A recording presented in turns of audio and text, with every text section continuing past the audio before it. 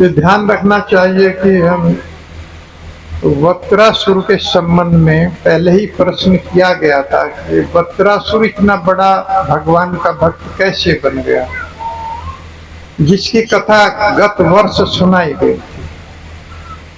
ये ध्यान रखना चाहिए कि उसी के संबंध में हम बता रहे हैं कि किस कारण से उसको शाप दिया गया और एक असुर की योनि में चला गया। तो लक्षम वर्षणाम मया वहायत बलवेंद्रिया, ऐसी उसकी इंद्रियां नहीं थी जैसी हमारी आपकी। लाखों वर्षों तक वो विद्याधर लोक में भोग को उच्च कोटि के भोग भोगता रहा, लेकिन उसकी इंद्रियां क्षीण नहीं हुई। जैसे हम लोगों की इंद्रियां आयु के साथ क्षीण होती चली जाती, आंखों से दिखाई नहीं देता, कानों से सुनना बंद हो जाता। तो इस तरह से जैसे जैसे हमारी आयु बढ़ती जाती है, हमारी इंद्रियां क्षीण होती चली जाती है। लेकिन बलवेंद्रियां अत्यंत शक्तिशाली इंद्रियां थी, लाखों वर्षों तक विद्याधर लोक का नायक रहा और उच्च कोटि के भोग भोगता रहा, लेकिन उसकी इंद्रियां क्षीण नहीं। भगवान अपने भक्त को जो भी इच्छा होती है सारी इच्छाएं पूरी करते हैं।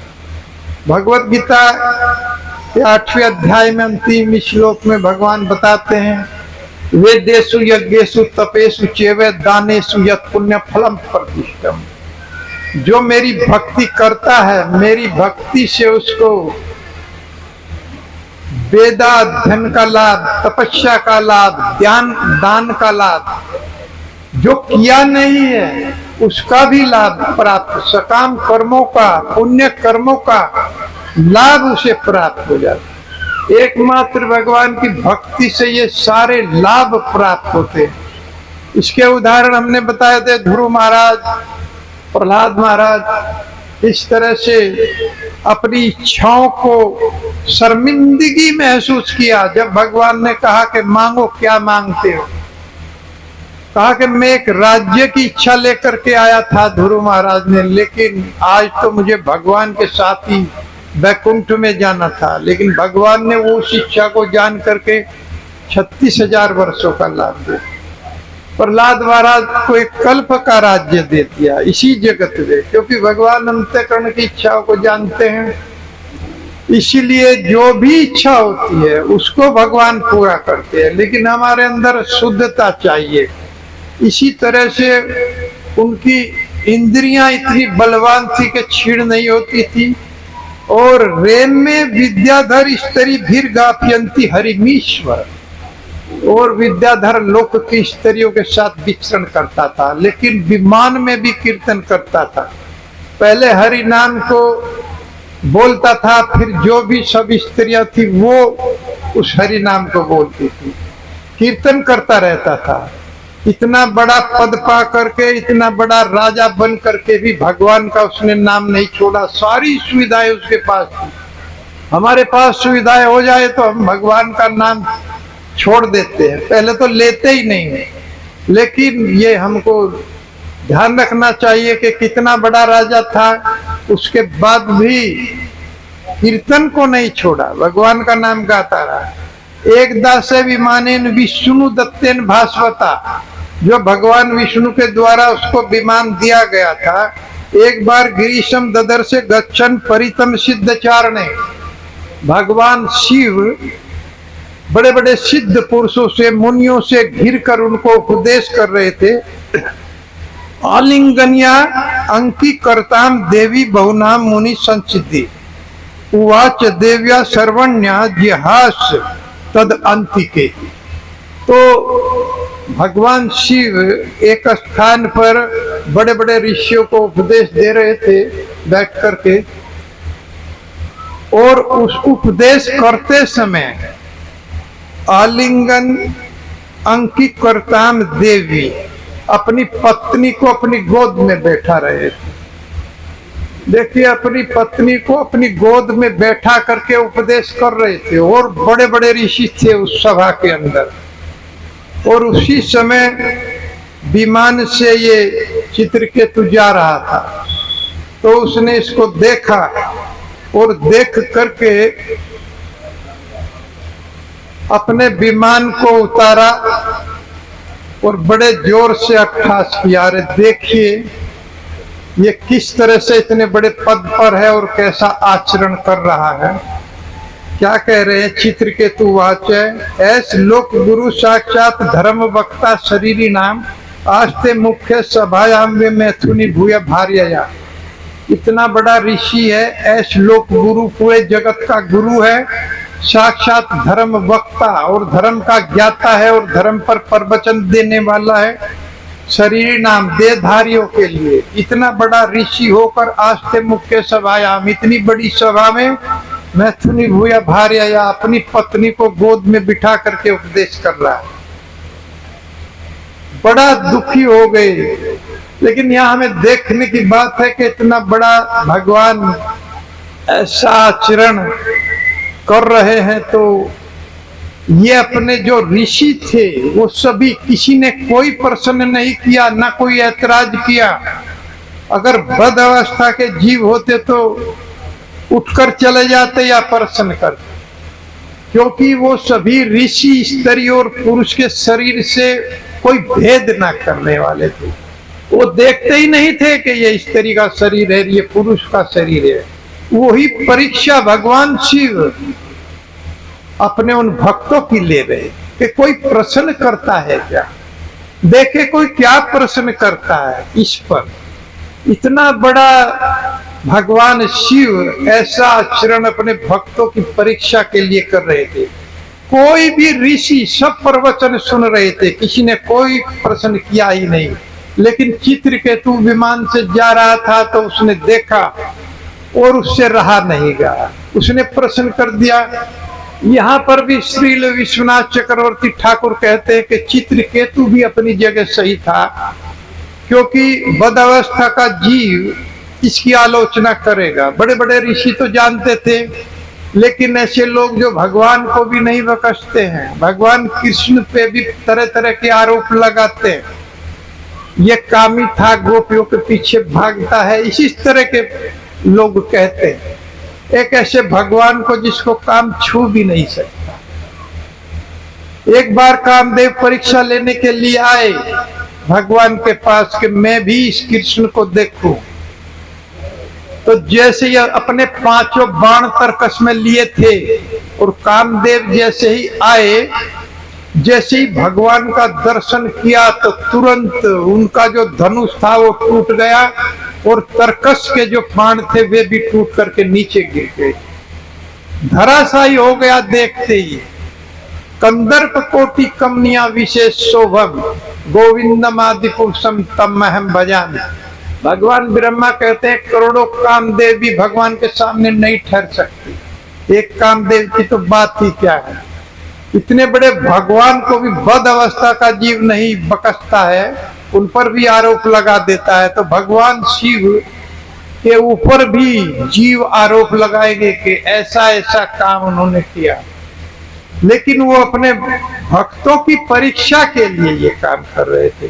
तो क्या कह रहे हैं ऐसे लोग, गुरु धर्म वक्ता, अरे देखो धर्म का जानने वाला और ऐसा आचरण कर रहा है, अपनी पत्नी को साथ में लेकर प्रवचन कर रहा है। जटाधर तीव्र तपा ब्रह्मवादी सभापति अंकीकृत्य स्त्रियम चास्ते ग्रही प्रकृतो यथा। ऐसा तो बदअवस्था का जीव भी नहीं कर। चित्रकेतु कह रहे हैं कि ऐसा आचरण जो भगवान शिव कर रहे हैं, ऐसा तो बदअवस्था का एक सामान्य व्यक्ति नहीं करता है। वो भी अपनी पत्नी से एकांत में वार्ता करता है, लेकिन भगवान तो सबके सामने गोद में बैठा कर ऋषियों को उपदेश दे रहे हैं। तो ऐसे आचरण से वो व्यक्ति बिल्कुल भगवान के ऊपर आचरण लगाएंगे, क्योंकि श्रेष्ठ जो होता है, अगर भगवत गीता में भगवान कहते हैं जो श्रेष्ठ व्यक्ति करता है, छोटे व्यक्ति उसी का आचरण करते हैं। घर का मुखिया जो आचरण करेगा तो घर के सदस्य उसी का आचरण करते। अधिकतर बहुत कम ऐसा होता है कि उसका आचरण ना हो, बच्चे अच्छे निकल जाएं। लेकिन अगर घर का मुखिया शराब आदि पीता है तो बच्चे भी उसी का आचरण करते हैं, उसी की लाइन पर चले जाते हैं। तो इस तरह से जो श्रेष्ठ आचरण करते हैं छोटे लोग, उसी को अपना आइडियल घोषित कर देते। लेकिन हम लोग हैं कि देखिए किस तरह से कोई फिल्मी कलाकार है उसको अपना आइडियल बना लेते। ये लोग क्या देते हैं समाज को, सिवा गंदगी के और कुछ नहीं देते।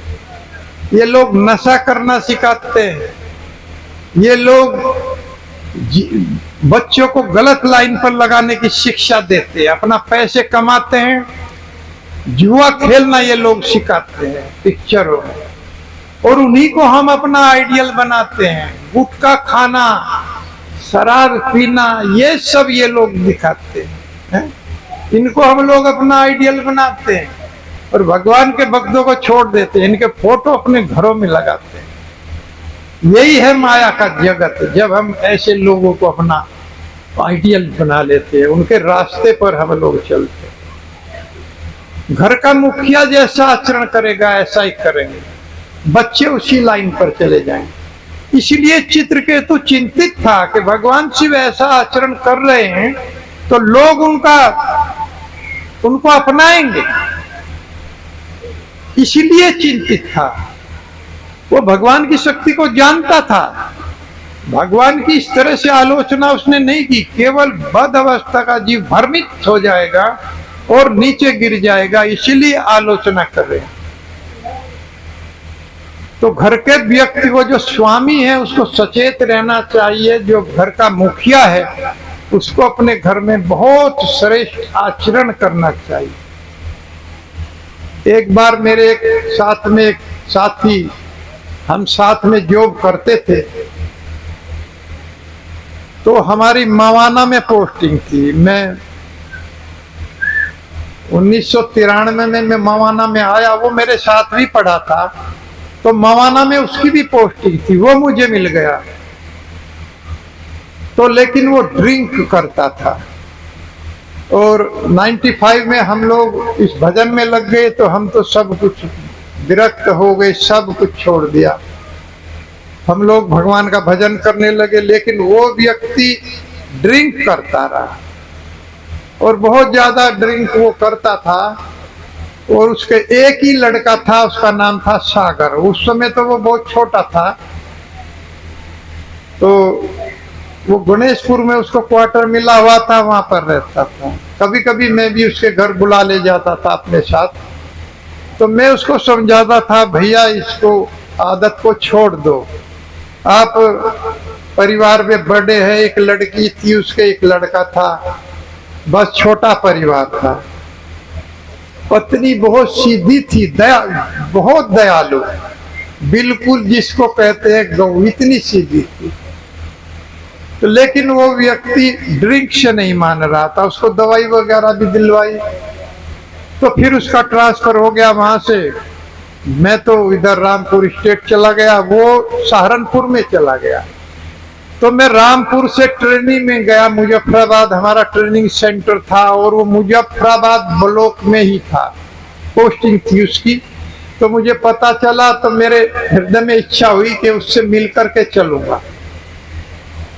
तो शाम को मैं ब्लॉक के अंदर गया, और वहां पर जो बाबू मुझे मिला, मैंने पूछा कि एक भंवर सिंह नाम का व्यक्ति है, उसकी यहाँ पर पोस्टिंग है, रेडियो के पद पर है, तो कहाँ मिलेगा? तो वो बाबू कहने लगा कि महाराज यहाँ तो 3 एडीओ हैं और तीनों के नाम भंवर सिंह है। अब कैसे पहचाना जाए भाई? 3 एडीओ हैं और तीनों के ही नाम भंवर सिंह है। तो फिर मैंने उसको थोड़ा सा इशारा किया, वो पीने वाला, कि भाई थोड़ा ड्रिंक वगैरह करते, थोड़ा ऐसे ही कहा मैंने। तो वो व्यक्ति कहने लगा कि थोड़ा नहीं महाराज, तीनों के तीनों खूब छकते हैं।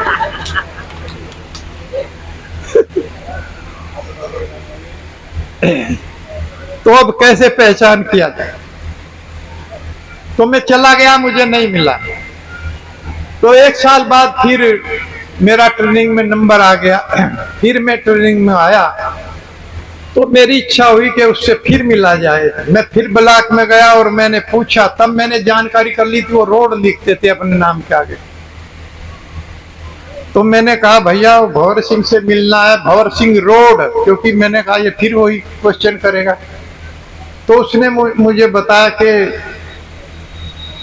वो तो मर गया है, समाप्त हो गया। तो मुझे कैसे मर गया, बहुत छोटा था हमसे। तो उसने बताया कि वो ड्रिंक इतनी करने लगा था, तो उसको देखकर उसका लड़का, जो अकेला लड़का था, वो भी ड्रिंक करने लगा। और एक दिन की बात है कि पिताजी पीकर बैठे थे, लड़का भी पीकर बाहर से आया और कहने लगा, पिताजी हमको पैसा दीजिए।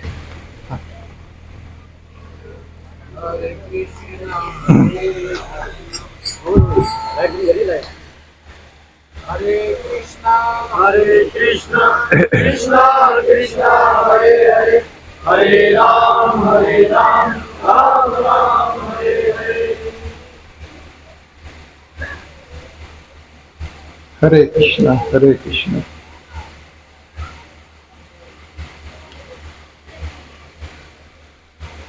तो वो व्यक्ति उससे पूछा, उन्होंने कहा जी उसकी तो मृत्यु हो गई। कैसे हो गई? कि एक दिन उसके लड़के ने भी पी करके उससे पैसे मांगे कि पिताजी हमको पैसे दीजिए। दोनों पिए थे। कैसे बात कर रहे हो? पिताजी ने कहा कि आप क्यों पीते हैं, आप क्यों पीते, हम भी पिएंगे, पैसा दीजिए। पिताजी ने खड़ा होकर उसको थोड़ा डांट दिया। तो वो लड़का जो है घर से निकला और सहारनपुर रेलवे स्टेशन पर गया और चलती हुई ट्रेन के आगे कूद गया, कट करके समाप्त हो गया पूरा। अकेला लड़का था। देखिए कितना बड़ा परिणाम हो सकता है। और फिर उसके कुछ ही दिन बाद वो भंवर सिंह भी समाप्त हो गया और ज्यादा पीने लगा और वो गल करके अंदर से समाप्त हो गया। पूरा परिवार बर्बाद हो गया। उसकी पत्नी थी, उसको मृत आश्रित में चपरासी की, पढ़ी लिखी ज्यादा थी नहीं थी, एक चपरासी की नौकरी मिल गई। देखिए मेरा कहने का परपट यही है कि जो बड़े लोग करते हैं छोटे उसी का अनुसरण करते हैं। भगवान ने भी ये बात भगवत गीता में कही है। इसीलिए जो बड़े लोग हैं उनको बहुत श्रेष्ठ आचरण करना चाहिए। चित्रकेतु इसी बात से दुखी था कि भगवान शिव का ये आचरण देख करके, लेकिन भगवान शिव इतने बड़े तपस्वी हैं और जटाधर हैं, तीव्र तपा हैं, बहुत उनकी जटाओं में शक्ति है कि वो गंगा जी को भी रोकने की क्षमता रखते हैं। और एक बार समाधि में चले जाएं भगवान की तो फिर आना बहुत मुश्किल होता है।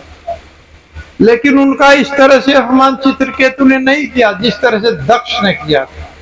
इसने तो मात्र आलोचना की कि बदजीव इससे और भ्रमित हो जाएगा। दक्ष ने तो पूरा अपमान किया था अपनी सभा के अंदर। दक्ष को प्रजापति की अब पदवी मिल गई तो सभा में आए, ब्रह्मा विष्णु महेश बैठे हुए थे, तो और सब लोग खड़े हो गए, लेकिन ये 3 खड़े नहीं, ब्रह्मा विष्णु और महेश। तो दक्ष प्रजापति ने ब्रह्मा को तो अपना पिता कहकर छोड़ दिया और भगवान को कि ये अखिल ब्रह्मांड नायक है उनको भी कुछ नहीं कहा। लेकिन भगवान शिव, अरे ये तो मेरा दामाद है, इसको तो मेरी पुत्री सती भी आई हुई है, इसे तो खड़ा होना चाहिए था मेरे सम्मान में, लेकिन ये खड़ा नहीं हुआ और इस तरह से गाली देने लगे। अरे ये मूर्ख है, इसको कपड़े पहनने की तमीज नहीं है, खाल लपेट लेता है, पूरा नंग धड़ंग रहता है, इसको कोई अकल नहीं है, शरीर पर देखो राख मलता है और किस तरह से भूत प्रेतों के बीच में रहता है? इसके पास ना कोई मकान, ना घर, ना दर, और ये मेरे सम्मान में खड़ा नहीं हुआ है।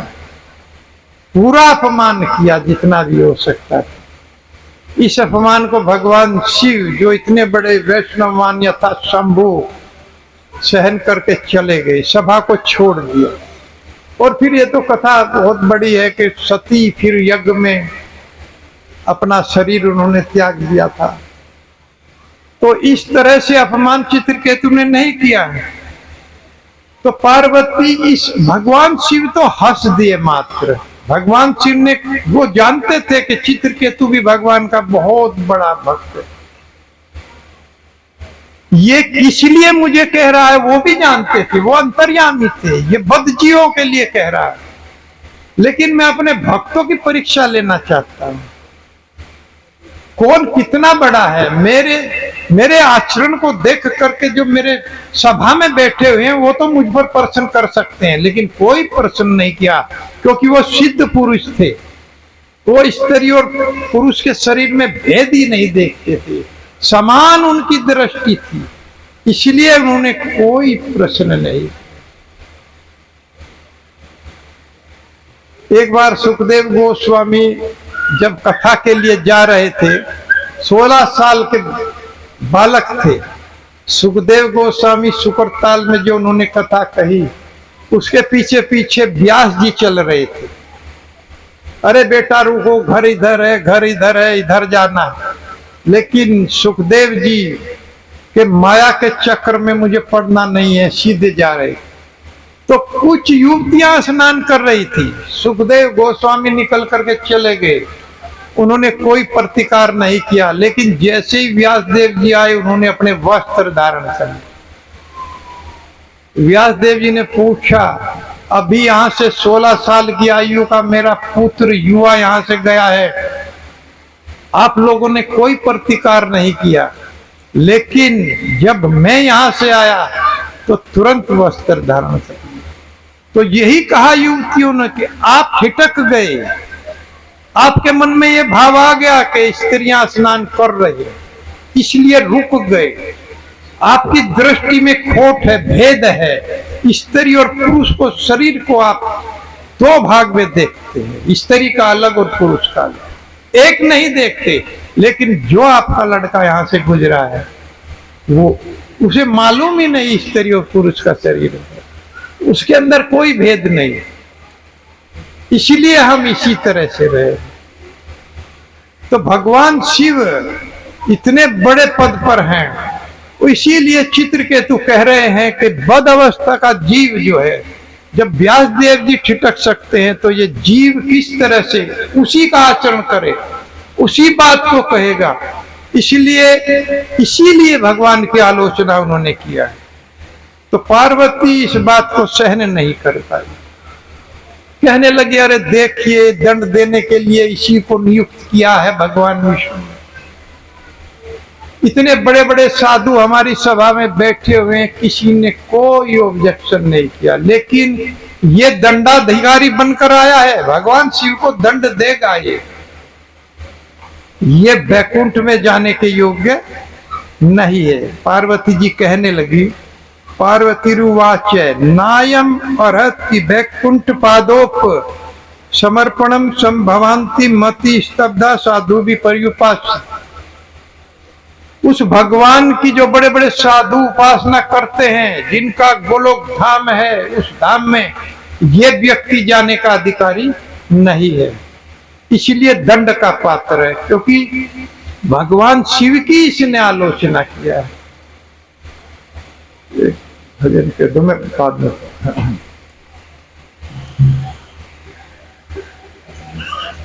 सर्पणम संभवंती मति स्तब्धा साधु भी पर्युपासित। बड़े बड़े साधु जो श्री भगवान की वंदना करते हैं, पूजा करते हैं, उनके नाम का कीर्तन करते हैं, वही लोग वास्तव में वैकुंठ के अधिकारी हैं। माता पार्वती कह रही है, ये चित्रकेतु भगवान के धाम में जाने के योग्य नहीं है, ये दंड का पात्र है, क्योंकि उसने उस भगवान शिव की आलोचना किया है, जिनके चरणों में ब्रह्मा जी भी ध्यान लगाते हैं। तो छोटे पद पर नहीं है, तीव्र तपा, जटधारी, गंगा जी को भी संभालने वाले एकमात्र भगवान शिव ही पाए। और तीव्र तपा, भगवान समाधि में चला जाते हैं तो बहुत समय तक भगवान की समाधि में रहते हैं। कोई साधारण व्यक्ति तो नहीं है। इतने बड़े भगवान की आलोचना करना ये दंड का पात्र है, इसको दंड दिया जाएगा। तो क्या दंड दे रही है? जैसे देखा जाए तो कोई व्यक्ति अगर अपने को भजन या कीर्तन में एक तरह से कि भाई मैं इतना भजन कर रहा हूँ, कीर्तन कर रहा हूँ, भजन कभी ज्यादा होता ही नहीं। कितना भी कर लिया जाए ज्यादा नहीं होगा। फिर भी भक्त का स्वभाव क्या होना चाहिए? ये स्वभाव नहीं होना चाहिए कि मैंने ये काम कर दिया, मैं इतना भजन कर रहा हूँ। कर्णादपि सुनिचेन तरोरपि सहिष्णुना अमामी नाम मान देन कीर्तनिया सदा। भगवान चैतन्य महाप्रभु कहते हैं कि तरुणादपि सुनिचेन, भक्त का स्वभाव है कि तिनके के समान नीचा, तरोरपि सहिष्णुमा, वृक्ष के समान सहनशील। वृक्ष एक ही जगह पर खड़ा रहता है, कोई उस पर पत्थर मारता है, कोई उसकी डाली काटता है, लेकिन वो कोई ऐतराज नहीं करता। पत्थर मारने पर फल देता है और काटने वाले को वो छाया प्रदान करता है, उसके स्वभाव में है। अतः तरुणादपि सुनिचेन तरोरपि सहिष्णुना अमामी नाम मान देन कीर्तनिया सदा हरि। मान अपमान की चिंता किए बिना उसको सदैव हरि का कीर्तन करना चाहिए। हरे कृष्णा कृष्णा कृष्णा हरे हरे, हरे राम राम राम हरे।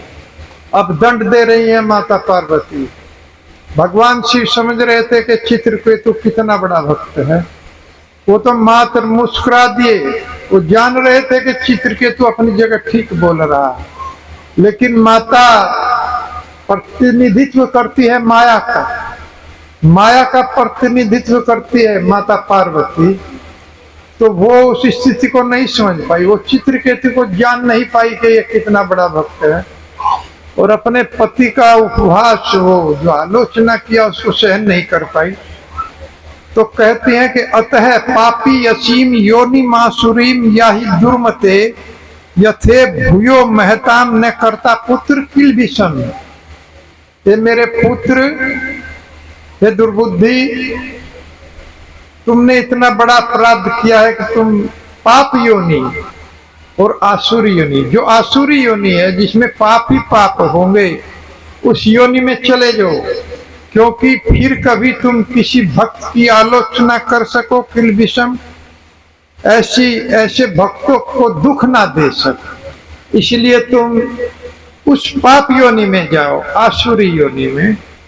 ये श्राप उनको दे दिया कि दोबारा यथे भूयो महताम, दोबारा आप जो है इस जगत में ना आ सके और भक्तों को परेशान ना कर पाए। देखो, एक भक्त उसी को कह रही, इतना बड़ा भक्त कि आप यहाँ कर साधु को परेशान ना करें, इसलिए मैं साथ देती हूँ कि दोबारा तुम इस जगत में ना आओ। माता पार्वती इस जगत की जो है वो जेलर है एक तरह से, क्योंकि माया का जगत है और माया का प्रतिनिधित्व करती है, वो इस जगत की जेलर है। और उसी तरह से जो भगवान के विरुद्ध कार्य करते हैं उन लोगों को दंड देती है, लेकिन इनके ऊपर कृपा ही कर रही हैं। वो भी कह रही है कि दोबारा तुम इस जगत में नहीं आ सकोगे, ऐसा मैं श्राप देती हूँ, अर्थात फिर बैकुंठ ही जाओगे, दोबारा इस जगत में नहीं आओगे। अगर कोई जेलर कैदी से कहे कि दोबारा मेरी जेल में तुम्हें मैं नहीं देखना चाहता, तो उसके ऊपर कृपा ही कर रहा है कि दोबारा तुम मेरी जेल में दिखाई नहीं दोगे। तो माता यही कह रही है कि दोबारा से तुम इस लोक में जन्म नहीं होगा तुम्हारा, जिससे तुम यहाँ पर साधुओं को परेशान ना कर सको, अर्थात इस योनि में तुम जाओगे, उसी से फिर बैकुंठ चले जाओगे। तो एक तरह से वरदान दे रही हैं। भगवान के भक्तों को जितना भी कोई शाप दिया गया है वो वरदान ही सिद्ध हुआ है, वो शाप बना ही नहीं। अब देखिए चित्रकेतु, भगवान शिला प्रभुपाद जी लिखते हैं कि सबसे निकटतम भगवान जल्दी से जल्दी चित्रकेतु को अपने धाम में बुलाना चाहते, और कोई इतना सीरियस भक्त थे चित्रकेतु कि उनके लिए ये योनि चुनी और वहां से सीधा भगवत धाम जाएंगे। भगवान अपने भक्त को अपने पास बुलाना चाहते हैं। साफ दिला दिया, लेकिन ये वरदान सिद्ध हुआ। उसी में मम उत्तम श्लोक जनेषु सख्यम संसार चक्रे भ्रमिते सब कर्म भी तवद माया सुत दार्गे हेसु सक्तस्य चित्तस्य नैनाथ भूया। वत्रासुर आखिर में कहते हैं भगवान से, हे प्रभु मुझे आप अपने भक्तों से मेरी मित्रता करा दो, दोस्ती करा दो, क्योंकि संसार चक्रे भ्रमिते सब कर्म भी, मैं अपने निजी कर्म से भटक करके इस जगत में आ गया हूँ। सुत पुत्र दारा स्त्री और घर संपत्ति के मोह में मैंने अपने अनेक जन्म गंवा दिए, आपका भजन में नहीं कर पाया। सक्तस्य चित्तस्य नैनाथ भूयात्, अब की बार में इनमें आसक्त नहीं होना चाहता, अब की बार में आसक्त नहीं होना चाहता हूँ, अब की बार में अपनी मनुष्य योनि को सफल बनाना चाहता हूँ। इसलिए हे प्रभु मेरा उद्धार कीजिए, मुझे अपने धाम में बुला लीजिए। अहम हरे पादेक मूला दासानुदासो भवितास्मि हुआ, और मैं आपके दासों का दास मुझे बना दीजिए। मेरी शरीर कब आपके लिए काम करेगा, कब मेरा मन आपका चिंतन करेगा, और कब मेरी जिह्वा आपके इस नाम को गाएगी, ऐसी उत्कंठा मुझे दीजिए प्रभु कि मैं आपके इस नाम को गाए जाऊं। आपके नाम से मैं कभी विचलित ना हूं, आपकी भक्ति से विचलित ना हूं। मेरे पे ये कृपा बना करके रखें। उत्कंठा ही जब चैतन्य महाप्रभु रामानंद राय जी से प्रश्न कर रहे थे, अजीत जीता सम्मति भी भक्तिर भीर भगवान, तो उन्होंने कहा कि इस कृष्ण प्रेम को हे रामानंद राय जीवों से कहिए, ये कृष्ण प्रेम कितना भी कीमती हो इसे खरीद दो, कहीं से भी मिले, कोई भी कीमत देनी पड़े, इस कृष्ण भक्ति के लिए, इस कृष्ण प्रेम के लिए जो भी बलिदान देना पड़े, जो भी कीमत देनी पड़े उसको दे दो, इसको खरीद लो, महाप्रभु कहते। और जब ये कहा गया कि हे प्रभु इतनी कीमत अगर किसी के पास ना हो, ये कृष्ण प्रेम अगर इतनी कीमत में मिल रहा हो कि उस जीव के पास ना हो, तो कि सबसे बड़ी कीमत इसके लिए उत्कंठा, उत्कंठा अजात पक्षा मात्रम खगा स्तनियम वत्सरा क्षुधार्था।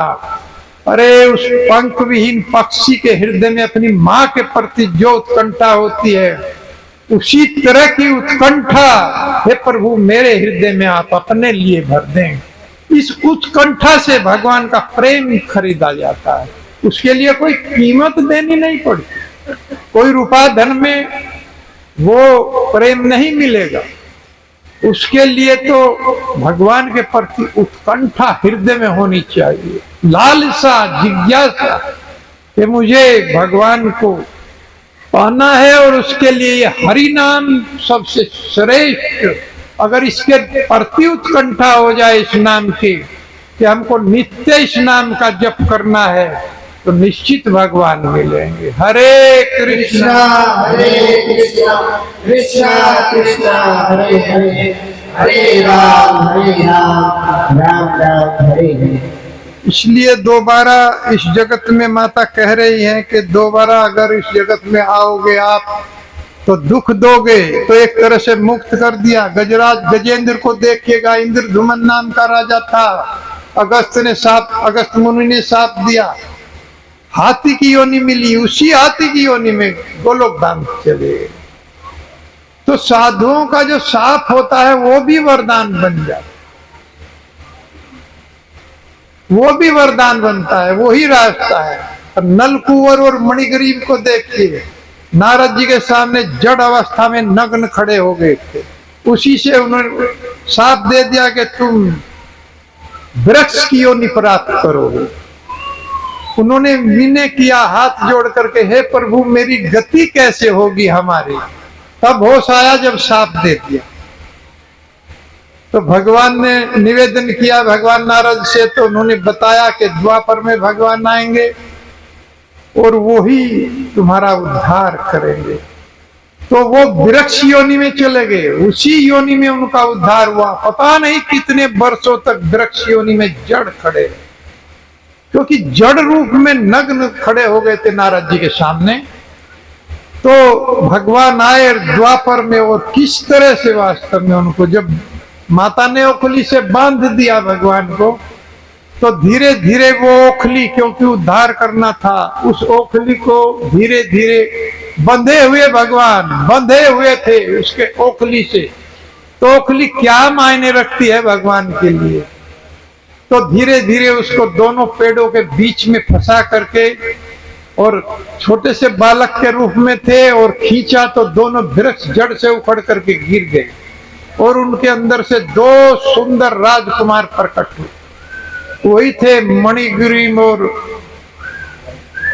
नलकुंवर। नलकुंवर और मणिग्रीव दोनों ने बहुत सुंदर स्तुति किया है।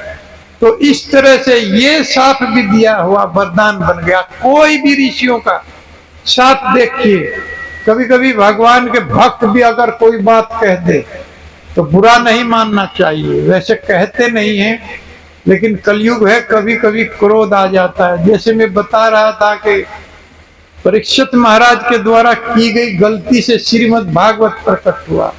भगवान का भक्त कोई गलती अगर करेगा तो भगवान ही उससे करा रहे हैं, समझ लेना चाहिए। उसका कुछ न कुछ लाभ ही प्राप्त होगा।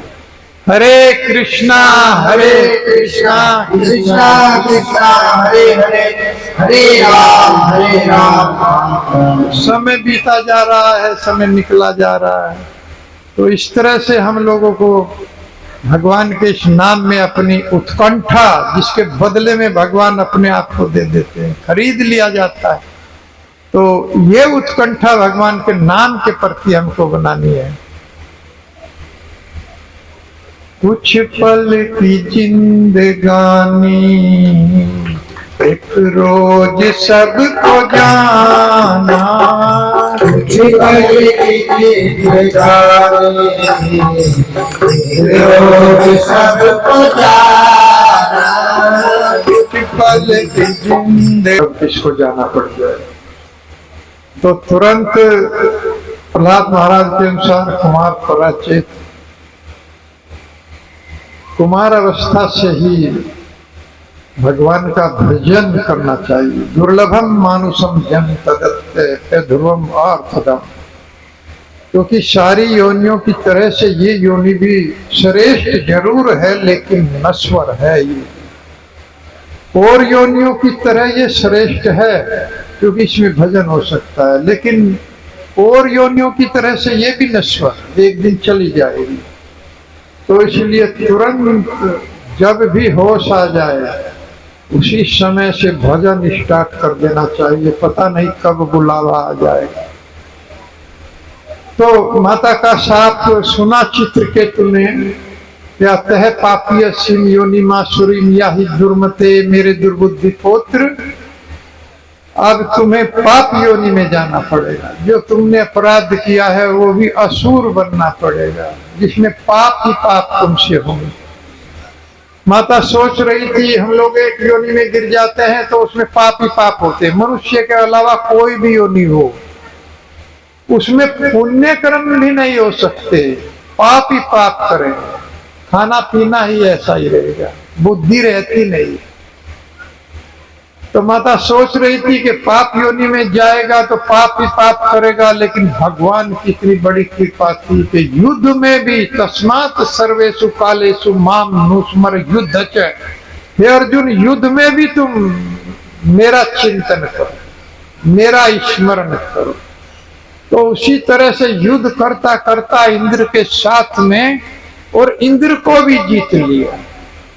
इंद्र ने भी बाद में कहा कि ऐसा भक्त मैंने नहीं देखा जो युद्ध में भी भगवान का चिंतन कर रहा है।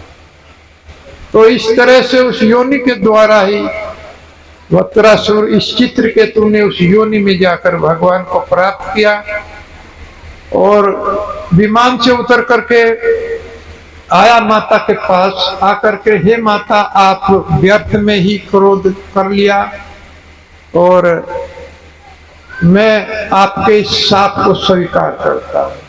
कुछ भी नहीं कहा कि जो आपने मुझे कहा है। भगवान शिव बाद में इनको कहते हैं, माता को उपदेश देंगे, अभी एक दो श्लोक कहूंगा, माता को उपदेश देंगे कि आप नहीं जानती भगवान कृष्ण के भक्तों को कि वो कैसे होते हैं। वो अत्यंत सहनशील होते हैं। ये चित्रकेतु भगवान कृष्ण का भक्त है और इतना शक्तिशाली है कि पलट करके तुम्हें श्राप देने की क्षमता रखता है। इसमें इतनी शक्ति है कि ये तुमको श्राप दे सकता था, लेकिन देखिए तुम्हारे पास आया और आकर के तुम्हारा जो श्राप था सो धारण कर लिया। कहा कि माता, मैं तुम्हारे इस श्राप को धारण करता हूं, क्योंकि क्या कह रहे हैं, संसार चक्रे एते अस्मिन् जंतु जन्मोहिता भ्राम्यने सुखम च दुखम च भुड़कते सर्वत्र सर्वदा। ये आपकी कोई गलती नहीं है, ये मेरा ही कोई दोष है। मेरे ही कारण संसार चक्र, जीव संसार में घूम रहा है और अज्ञान के कारण माया के द्वारा मोहित हो जाता है, भगवान से विमुख हो जाता है। भ्राम्य ने सुखम दुखम, और सुख दुख उसको सताते रहते हैं, आते रहते हैं। सर्वत्र एव शब्दा भुणकते, भोगता रहता है बेचारा, सब जगह सुख दुख भोगता रहता है। और सुख तो कम आते हैं, दुख अधिक आते हैं। दुखों को एक तरह से इस जगत में भोगता रहता है। सुखाया दुख मोक्षाया क्रियते दंपति क्रिया ततो निवृत्तिर प्राप्तिर दुखस्य च सुखस्य। पति पत्नी मिलकर के प्रयास करते हैं कि वो कर्म किया जाए जिससे सुख मिले। सुबह ही बेचारे निकलते हैं कि कोई ऐसा काम, वो काम करते हैं, वो कार्य करते हैं जिससे सुख प्राप्त हो। वो दुख के लिए नहीं जाते, लेकिन ततो अनिवृत्तिर प्राप्तिर, उनको सुख प्राप्त नहीं होता, दुख सामने खड़ा रहता है। जबकि दुख के लिए वे प्रयास नहीं करते हैं। सुखाया दुख मोक्षाया संकल्प इहे कर्मणि सदा वापनोति हया दुखम निहाया सुखावा। ये दूसरा श्लोक है।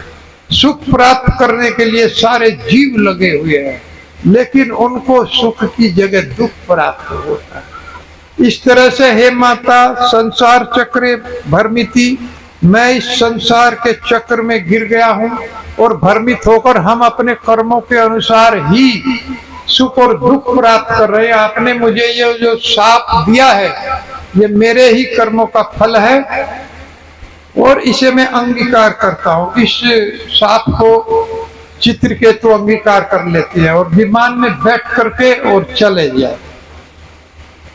विमान में बैठ करके अपने धाम को चले जाते हैं चित्रकेतु। इसके बाद में सब जो ऋषि बैठे हुए थे वो सब इसको सुन रहे थे और भगवान शिव वो भी बड़े मुस्कुरा रहे थे, प्रसन्न थे। किस बात पर के भगवान का इतना बड़ा भक्त चित्रकेतु और अपने जो श्राप दिया उसको अंगीकार कर लिया, कोई प्रतिरोध नहीं किया, अत्यंत शक्तिशाली था। और इसके बाद में सभी के सामने माता से कहने लगे। सारे जो भक्त थे वो बैठे हुए थे उनके सामने ही। कभी कोई बात अगर कहनी है, डांटना है, तो पत्नी को अकेले में डांटना चाहिए, प्रयास करना चाहिए कि अकेले में डांटे, सबके सामने नहीं डांटना चाहिए। तो इस बात का भी भगवान ने ध्यान नहीं रखा। उन साधुओं के सामने ही माता पार्वती से कहने लगे, श्री रुद्रवाचा दृष्टवत्सी सुसुरोणी हरेर अद्भुत कर्मणा महात्म्यम भृत्य भृत्या नाम निस्पृहणाम नाम महात्मना सुश्रोणी। हे पार्वती, मैं जानता हूं तुम बहुत सुंदर हो। सुंदर का अर्थ है बहुत सुंदर बुद्धि वाली। तुम्हारी बुद्धि बहुत श्रेष्ठ है, लेकिन हरेर अद्भुत कर्मणा, भगवान के जो भक्त होते हैं उनकी बुद्धि चित्रकेतु की बुद्धि तुमसे श्रेष्ठ। मैं मानता हूं कि चित्रकेतु की जो बुद्धि वो तुमसे भी सुंदर है, श्रेष्ठ है। उसने कोई प्रतिकार नहीं किया। वो चाहता तो साथ दे सकता था, लेकिन अंगीकार कर लिया। कर्णादपि सुनिचेन्तरोरपि श्रेष्ठ। वो सदैव भगवान का गुणगान करता रहता है, स्त्रियों के साथ विमान में रहता है, सब सुविधा प्राप्त है, उसमें भी गापयन्ति हरिमीश्वरम, गाता रहता है हरि के नाम को। हरे कृष्णा कृष्णा कृष्णा कृष्णा हरे हरे हरे हरे राम हरे राम राम राम हरे हरे। सामान्य जीव इन भगवान के भक्तों को कर्मों को, क्योंकि अद्भुत कर्म होते हैं, दिव्य ट्रांसीडेंटल कर्म है, इनको नहीं समझ सकता। महात्म्यम भृत्य भृत्या नाम, वो दासानुदास होते हैं। निष्प्रहणान, उनकी कोई कामना नहीं होती, वो निष्प्रह होते। और ये निष्प्रह जब कामना नहीं होती है, केवल भगवान को प्राप्त करने की कामना उनके हृदय में आ जाती है। विहाय कामान ये शर्मान पुमांस चरति निष्प्रह निर्ममो निरहंकार से शांति दिगच्छति, वही शांति को प्राप्त होता है। उसने सारी कामनाओं का त्याग कर देता है तो निष्प्रह हो जाता है। केवल भगवान के अलावा उसकी कोई कामना नहीं रहती। भगवान पूर्ति करते हैं, समस्त कामनाओं की पूर्ति करते हैं भक्त की। लेकिन जब भक्त सुदृढ़ हो जाता है, भक्ति में प्राप्त कर लेता है, इसीलिए विद्याधर लोक दिया, इसीलिए ध्रुव महाराज को यहाँ का लोक दिया, और इसके बाद में उनको ध्रुव लोक प्रदान करें। तो इस तरह भगवान अपने भक्तों की समस्त इच्छाओं को पूरी करते हैं। और महात्मा नाम, ये कुछ कोटि के महात्मा होते हैं। क्षिप्रम भवति धर्मात्मा शाश्वत शांति निगच्छति, भले ही दुराचारी रहे हो, लेकिन फिर बहुत बड़े महात्मा बन जाते हैं। वासुदेवे भगवती भक्ति बदहुताम निर्णाम, क्योंकि ये वासुदेव कृष्ण की भक्ति को धारण करते हैं, और जहां उनकी भक्ति रहती है वहां ज्ञान विज्ञान मुक्ति सब पहले से ही आ जाती है। जिमि फल बिनु जल रह न सकई,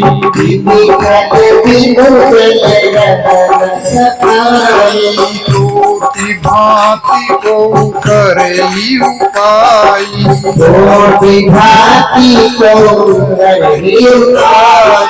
तथा मोक्ष सुख सुनो खगराई,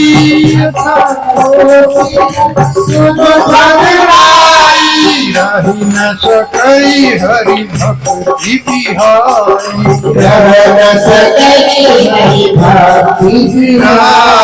ज्ञान बिना नहीं होए प्रतीति,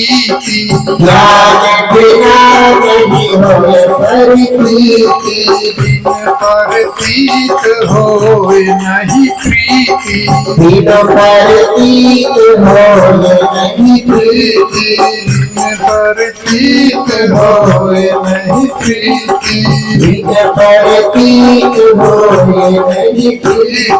प्रीति, बिना नहीं भक्ति भिड़ाई, प्रीति बिना नहीं भक्ति भिड़ाई,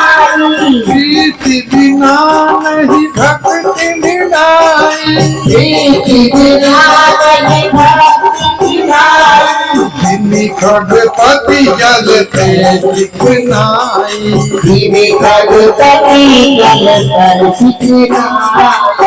भक्ति को धारण कर लेते हैं। वासुदेव की भक्ति को भक्त धारण कर लेते हैं। कैसे? क्योंकि वो वासुदेव के स्वरूप को देखते रहे। देखे बिना प्रेम नहीं हो सकता। किसी व्यक्ति को कोई जानता नहीं है तो उससे कैसे प्रेम हो सकता? इसीलिए निराकारवादियों को प्रेम नहीं हो पाता। क्यों? उनके यहाँ कोई स्वरूप भगवान का नहीं होता।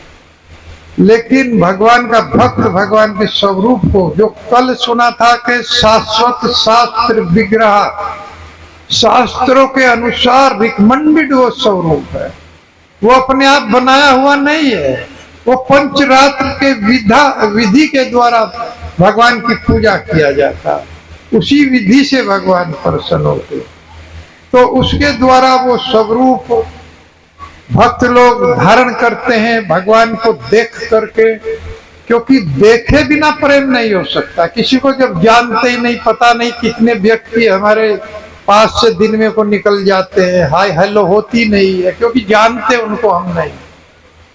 जब हम किसी को जानते हैं तो उससे प्रेम हो सकता है, और ऐसी प्रीति तो ऐसी है जो जाने बिना, जैसे जल के ऊपर चिकनाई, जल में चिकनाई मिलती नहीं है, वो उसमें समाती नहीं है, इस तरह से वो प्रीति है ही नहीं।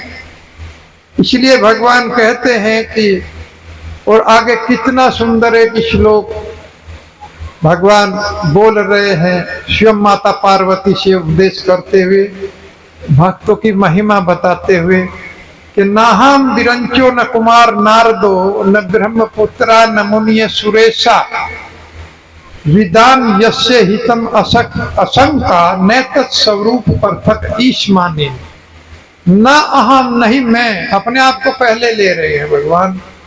न श्री कृष्ण के बारे में मैं जानता हूं पूरी तरह से, न ब्रह्मा जी जानते हैं, न सनक सनातन कुमार जानते हैं चारों, और न ब्रह्मा जी के पुत्र जानते हैं, न कोई देवता जी।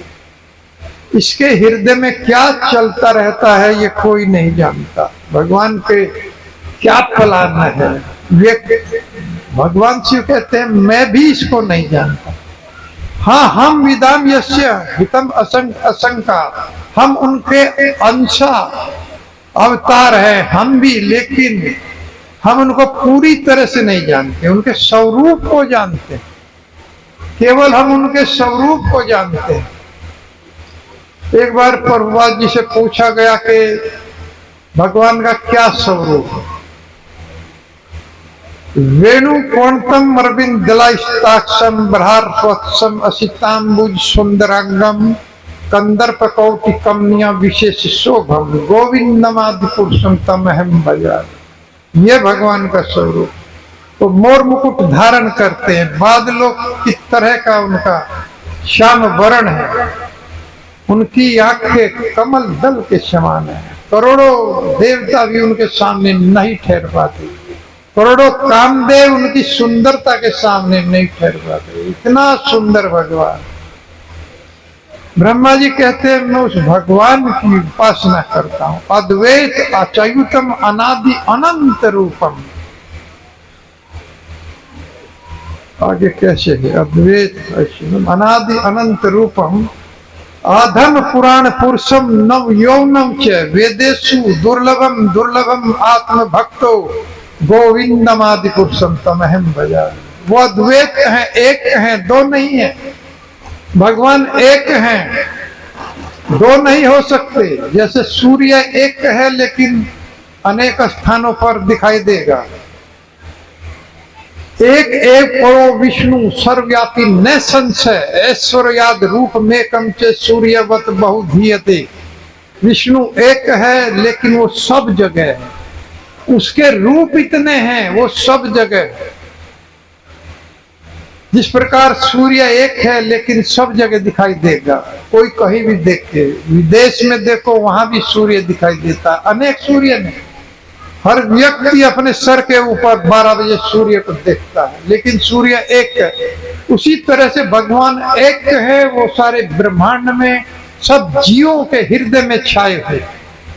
भगवान दो नहीं है, अद्वैत एक है और कोई दूसरा नहीं है। एकले ईश्वर कृष्ण और सब भरत यार, जैसे नचाए से तैसे करे नृत्य। एक श्री कृष्ण भगवान है और सब उनके दास दासी हैं। कोई देवता हो, भगवान शिव हो, ब्रह्मा हो, सब उनके दास। नारद जी ब्रह्मपुत्रा, उनको कोई नहीं जानते। अपनी कमी बता रहे हैं कि क्यों नहीं, भगवान शिव बता रहे हैं हम इसलिए उनको नहीं जानते क्योंकि कभी कभी हमारे अंदर भाव आ जाता है कि हम भी ईश्वर हैं। हम ईश्वर नहीं हैं, हम उनकी शक्ति है, भगवान की अपार शक्ति है, भगवान शिव, भगवान ब्रह्मा, लेकिन ईश्वर नहीं। ये भगवान भागवतम में भगवान शिव स्वयं अपने मुख से ये बात कह रहे हैं कि इसके अंदर क्या चल रहा है कोई नहीं जानता। इसलिए ऐसे भगवान की हम सबको उपासना करना है, और उनकी उपासना से भगवान शिव भी प्रसन्न होते हैं, भगवान ब्रह्मा भी प्रसन्न होते हैं, सारे देवता प्रसन्न होते हैं। कल मैं बता रहा था सारे ऋणों से जीव ऋणी हो जाते, देव ऋण से उऋण हो जाते हैं। भगवान की सेवा करके जीव अपने को भाग्यशाली मानता है, सफल हो जाता है उसका जीवन। अन्यत्र हम देवता की पूजा करते हैं तो भगवान इतने प्रसन्न नहीं होते, देवता लोग इतने प्रसन्न नहीं होते, जिसकी उपासना करते हैं वो स्वयं प्रसन्न नहीं होते, कुछ भी वरदान दे डालते, जो भी मांगोगे वही मिलेगा, लेकिन भगवान ऐसा नहीं करते। इस तरह से इस कथा को हम विराम देते हैं कि किस तरह माता पार्वती के शाप के द्वारा चित्रकेतु ने उसको अंगीकार किया और अगली योनि में वो वक्रासुर नाम के असुर बने, जिनकी कथा पिछले वर्ष कही गई थी। बहुत बड़े असुर थे, बहुत पाप किए, लेकिन भगवान की भक्ति के कारण सारे पाप विनष्ट होकर के वो भगवान में समाहित हो गए। भगवान कहते हैं कि मेरा जो भक्त है मेरे मुझ में समायोजित हो जाता है। बहुत भक्त ऐसे देखे गए, मीराबाई देखी गई जो भगवान के विग्रह में गई और फिर वापस नहीं आई, उसी में समा लिया गया।